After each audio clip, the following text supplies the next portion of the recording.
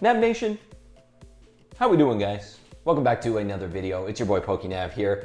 You know, I had fully expected for this week's first video to be in the new studio, the newest manifestation of the navigation station.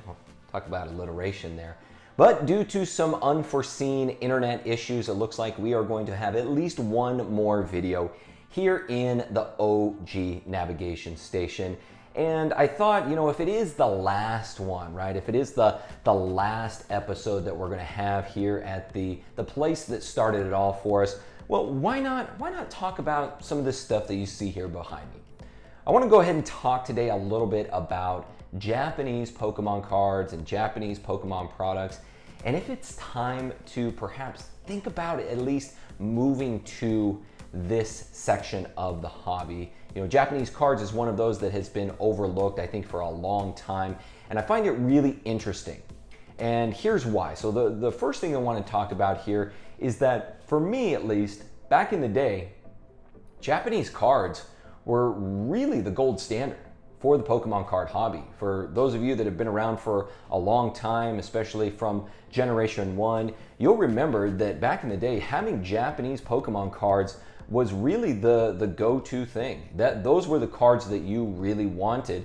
And it's interesting how this dynamic has changed over the years, and how since really the renaissance of Pokemon back in 2016, and especially over this last year, it's really interesting to see how this paradigm has shifted now to where most of the emphasis is placed upon English Pokemon cards, and that's really where you find the majority of the value also is in English Pokemon cards.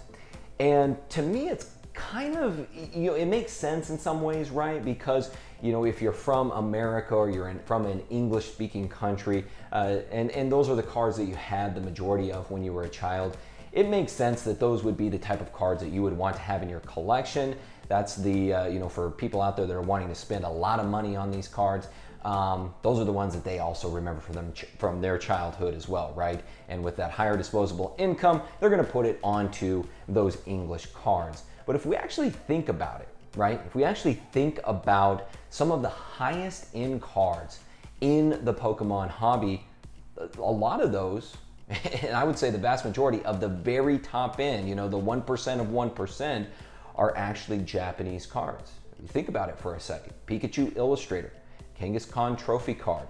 You know, a lot of these are Japanese type of cards, and not just Japanese, but also exclusive, right? Exclusive to Japan. And that's something that many of you may not realize, is that when cards are released in Japan, you might get versions of them in the rest of the world, but a lot of the time, these are gonna be exclusive to Japan. And that's really where I think the inherent value lies.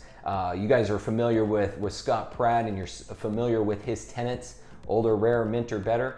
Well, one of those I've actually considered maybe changing up a little bit, right? My own version of it. I think maybe instead of rare, I think a better term would be exclusive.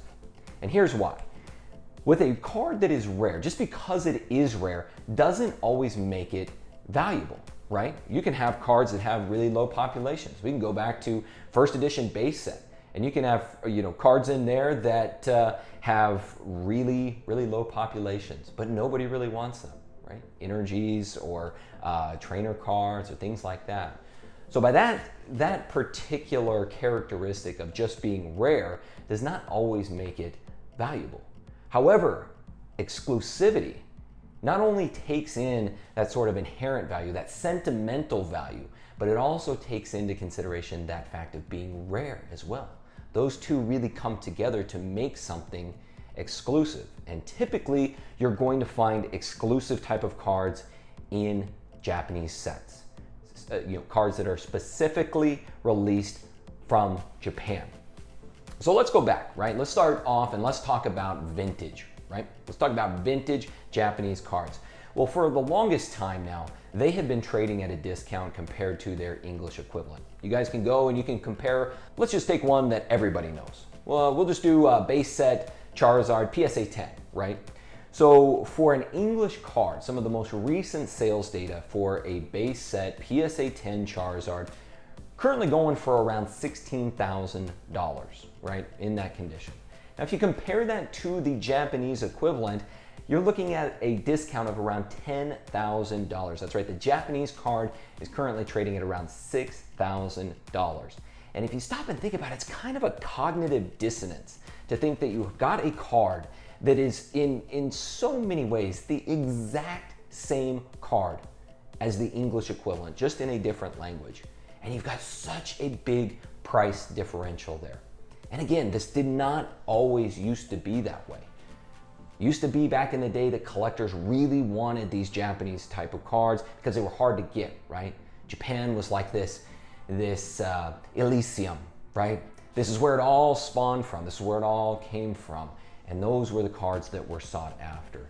And for me, you know, for a while now, I've been thinking about it and just been wondering, like, how long is this really going to last? How long are Japanese cards going to be trading at such a consistent discount to the English equivalents?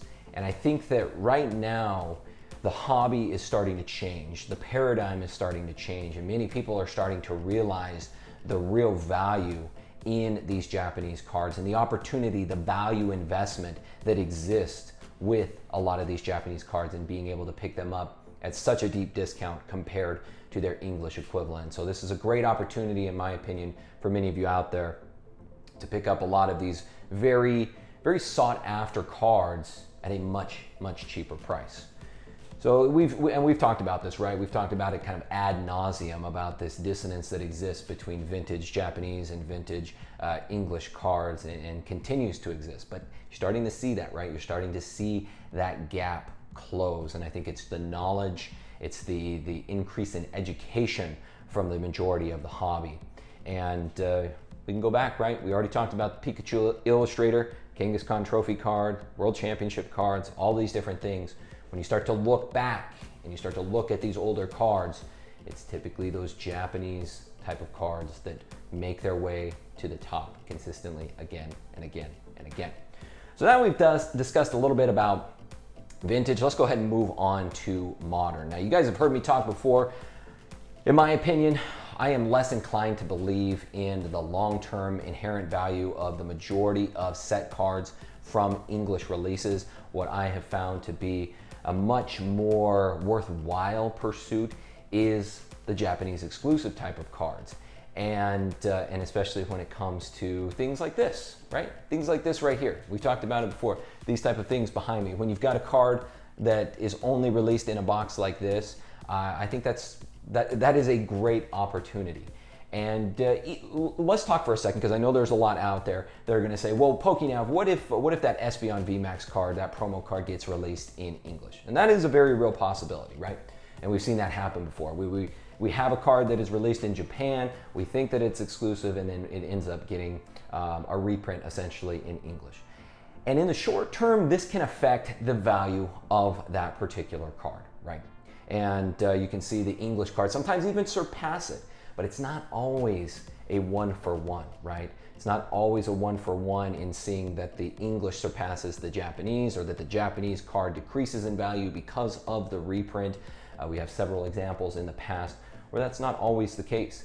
And the fact still remains, that card right there, that particular card, right? Notwithstanding the English equivalent, but that card right there will always only be exclusive to that particular box. And that, my friends, is where the intrinsic value, the inherent value of these type of cards lies. And again, typically you're going to find that in Japanese products. And you guys know, if any of you out there have tried to garner Japanese products, even just simple things, you know, like a Silver Lance booster box, it's not that easy. It's gotten more easy nowadays. Back in the day, it was very, very difficult. And actually this week, I have the pleasure of speaking with a couple who have started a really fantastic business all around Japanese cards and being able to provide Japanese Pokemon cards to the masses. And I'm really looking forward to speaking with them here this week. And it's always fun to discuss or have conversations with entrepreneurs and people that are kind of breaking new ground in the hobby. I always like to see that. So that should be a lot of fun. But again, these type of things, these type of products, let's talk a little bit about sealed products. If you look out on the open market for the sealed products, you don't see a whole lot of movement with the sealed Japanese products. You can take something like Battle Styles or even Chilling Reign, and we've seen some big price drops in both of those categories. Chilling Reign has actually taken me by surprise. There's actually more supply out there than I initially thought there was going to be with its initial release. Now, how much is actually going to be allocated and how much is going to come out in the subsequent waves, I really don't know.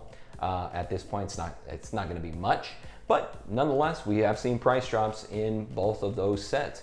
Now, if you compare that to Silver Lance, Jet Black Spirit, especially Eevee Heroes, pretty much have stayed the same. Pretty much has stayed the same. This Eevee Heroes booster box currently going for around $140 still. It's basically going for MSRP of what a Battle Styles or a Chilling Reign booster box would be going for. And so they've held their value really well. And you can go all the way back, right? Go all the way back to like Sword and Shield base set for the Japanese equivalent, and you'll see those prices have pretty much stayed the same. Now, you're not going to see the big gains, right? You're not going to see the tremendous growth that you may see in something like an English set, like with, you know, Evolving Skies, something like that. You could see those really shoot to the moon, but you can also see those huge price drops as well. So for something like this, these Japanese products, a lot of people are kind of overlooking that consistent value that they provide again and again and again. And I think a lot of it is due to shortages as well in Japan. If you guys think that we've got it bad here in the States, Japan has been hit as hard, if not harder, by the shortages in supply. And that's why you're seeing these products stay roughly around the same price for a very long period of time. And you know, at some point, Pokemon, as a business, I don't think that they're really going to want to go back and reprint this stuff, right? A year from now, if things are still the same way that they are with supply issues and manufacturing issues and things like that, is Pokemon really, even if they get to a point where they're starting to print at maximum capacity and there's an abundance of supply, at some point, does it really make a whole lot of business sense to go back and reprint this stuff? You know, I mean, certainly would benefit the secondary market, right? It would certainly benefit us as collectors, as investors, right? But from a business standpoint, I really don't think Pokemon, if enough time has passed, they're just going to move on. They're just going to move on, and they're just going to start printing the newer sets.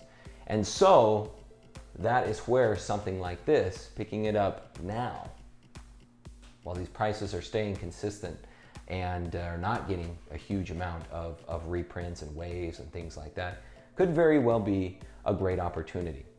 So that's basically what I wanted to discuss here today, guys, is just have a little discussion on these Japanese products, both vintage, modern, give my takes on the opportunities that I see with a lot of these cards. For me personally, a lot of my focus over 2021 has actually been more towards Japanese products. I started to see the writing on the wall and started to see a lot of the great cards and the great products that were coming out of Japan, and a lot of the leftovers, to be honest, that were coming out in the English sets. A lot of reprinted cards, recycled cards, and I really think from the standpoint of bringing new excitement and new things to the hobby, I would say that the Japanese sets have done a much better job of that. Now, as we move on to celebrations, you know, if you're looking at those particular products, you're thinking about, hey, should I go with the Japanese? Should I go with the English? You know, in that case, there's certain products. I still think that the Ultra Premium Collection box is probably the best investment out of all of those, Japanese included, and it's mainly because of that base set Pikachu and base set Charizard reprinted cards, metal cards, whatever that's going to be. But beyond that, guys, the golden box, the Japanese products, that 25th anniversary stamp that is on those cards, again, I just think that there's just so much more aesthetic value, so much more intrinsic value inherent to those particular cards versus the English equivalents. And it very well could be that the golden box, even not having that base set Pikachu and Charizard in there, could very well surpass it at some point in its overall value. But that we will just have to wait and see. So you guys, let me know what you thought of this discussion down in the comments below. Let me know if you guys are looking more heavily into Japanese cards nowadays, looking more at Japanese exclusive type of products, or if you're just continuing to go down the road of focusing on English cards and English products. Other than that, guys, I will see you all next time. My name is PokéNav. I'm here to help you navigate the world of Pokemon, one video at a time, and I will see you all in the next video.